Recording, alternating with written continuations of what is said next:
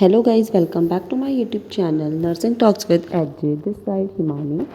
So basically आज ये video रहने वाली है उन स्टूडेंट्स के लिए जिनने अभी काउंसलिंग कराई है और वो अपने रिज़ल्ट का वेट कर रहे हैं। तो आज हम जानेंगे कि क्या इंपॉर्टेंस डॉक्यूमेंट है जो रहने वाले हैं आपके लिए बहुत ज़्यादा ज़रूरी फॉर योर एडमिशन प्रोसीजर। तो मैंने काफ़ी स्टूडेंट से बात की जिनने पैरामेडिकल और एएनएम के स्टूडेंट्स, तो मुझे काफ़ी चीज़ें पता चली जिनने अपना एडमिशन कराने के लिए मतलब गए थे।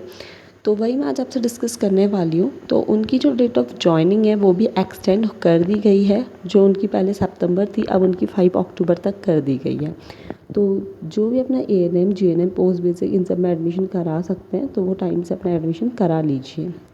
ठीक है, तो अब हम बात करते हैं कि डॉक्यूमेंट्स क्या हैं जो आपको लेके जाने हैं, क्योंकि बहुत बच्चे अपने घर से मेडिकल बना ले आते हैं और वहाँ वो क्या करते हैं, मना कर देते हैं कि मेडिकल यहाँ से बनाओ या फिर कोई भी चीज़। तो सबसे पहले आपको मैं बता दूं कि आपको क्या क्या डॉक्यूमेंट्स वहाँ लेकर जाना है। तो फॉर एडमिशन आपको सबसे पहले अपना 10th एंड 12th की जो मार्कशीट है एंड पासिंग ईयर सर्टिफिकेट है दोनों ही लेकर जाना है। ठीक है, और ये दोनों चीज़ें क्या होती है, अलग अलग होती है। तो आपको सबसे पहले क्या करना है कि आपको देखना है कुछ कुछ बोर्ड में क्या होता है अलग अलग मिलता है पासिंग सर्टिफिकेट एंड रिजल्ट, और किसी में साथ ही।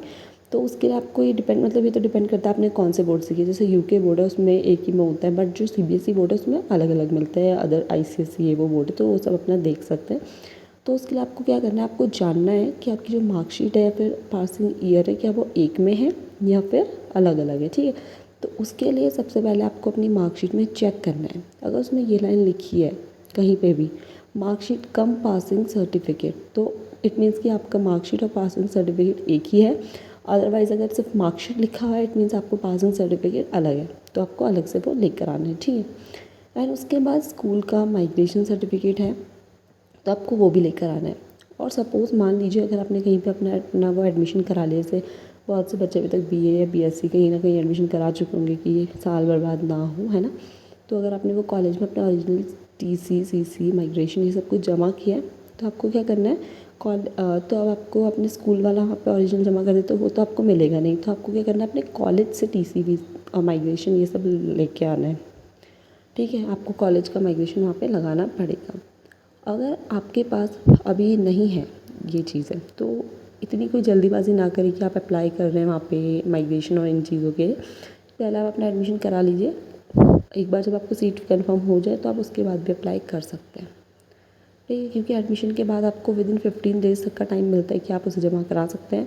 क्योंकि कभी कभार ऐसा हो सकता है आप यहाँ आए, आपने अपने डॉक्यूमेंट्स वगैरह वेरिफिकेशन के वक्त कुछ ऐसा रह गया जिस वजह से आपकी सीट यहाँ नहीं मिल पाई, तो आपका वहाँ से भी नाम कट जाएगा, तो आपका ईयर वेस्ट हो सकता है।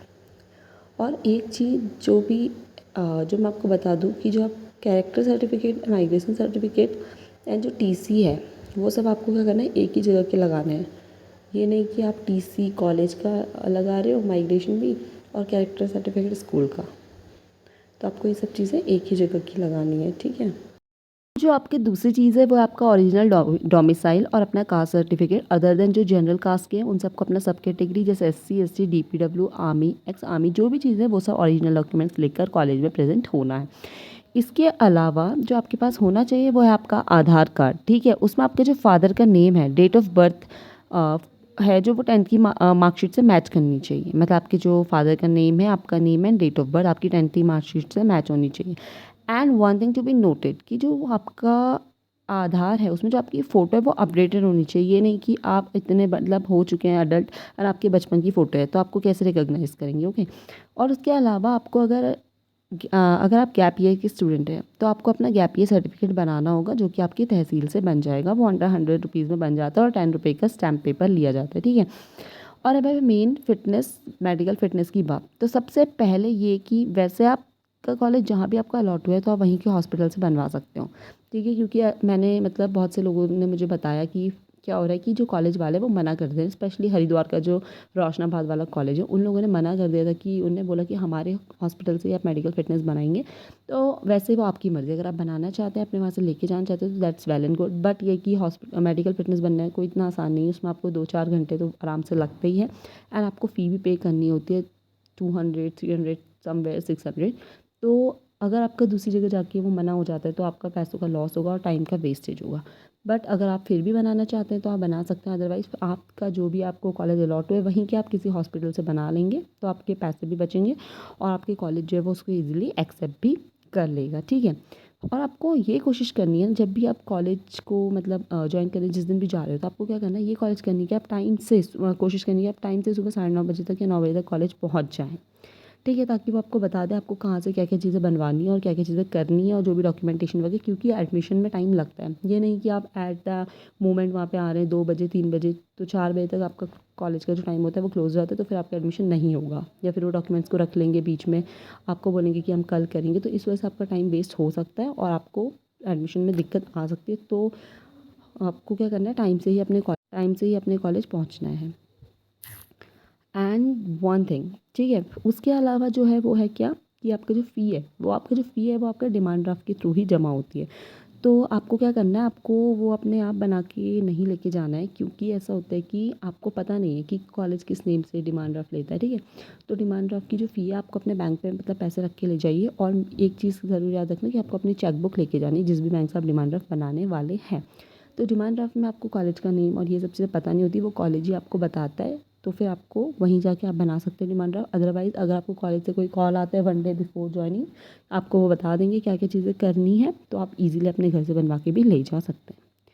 और आपको एक चीज़ जो क्या करनी है वो है कि आपको अपने पास 10 to 15 फ़ोटोग्राफ्स रखनी है, पासपोर्ट साइज़ फ़ोटो, ठीक है?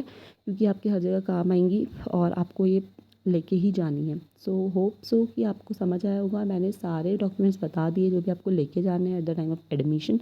तो आप क्या कर सकते हैं, इनको मतलब अच्छे से देख लीजिए कि आपने क्या-क्या डॉक्यूमेंट्स रखे हैं, क्या नहीं रखे हैं, और लेके जाइए। ठीक है, सो आई होप कि आपको ये वीडियो पसंद आई होगी, आपके लिए हेल्पफुल रही होगी। अगर आपको ये वीडियो पसंद आई है तो आप मेरे चैनल पे बने रहिए, जुड़े रहिए और खूब अपना प्यार देते रहिए। So thank you for watching.